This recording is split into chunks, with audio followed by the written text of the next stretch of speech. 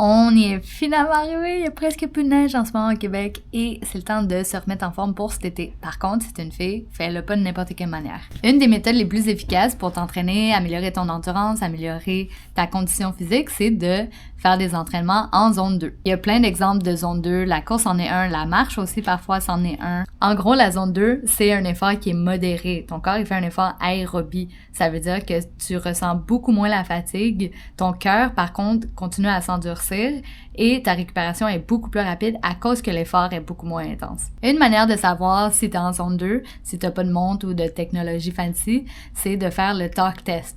Fait que pendant ton exercice, si t'es capable d'avoir une conversation fluide avec quelqu'un ou toi-même, peu importe, ben ça veut dire que t'es en zone 2 si t'es pas essoufflé. Et si t'es une femme, c'est super parce que t'as un avantage de faire des entraînements en zone 2. La zone 2, ça utilise plus de fibres de type 1, donc dans tes muscles, il y a deux types de fibres, 1 et 2, et les femmes ont plus de fibres de type 1. Donc pendant ton effort, tu utilises les fibres de type 1 et tu brûles des graisses. Les femmes sont avantagées par leur majorité de fibres de type 1, mais aussi par leurs hormones parce que l'estrogène favorise l'oxydation justement des graisses. Fait que si ton corps a plus de facilité à utiliser les graisses, ben il va être meilleur, plus performant en entraînement de zone 2. Ça, c'est juste un des fun facts sur la physiologie féminine qui t'apprennent pas à l'école puis qui t'avantagent dans certains types d'entraînement. Fait que si tu veux en savoir plus, va checker ma page, j'ai d'autres vidéos et je vais continuer à en faire. Fait que suis-moi.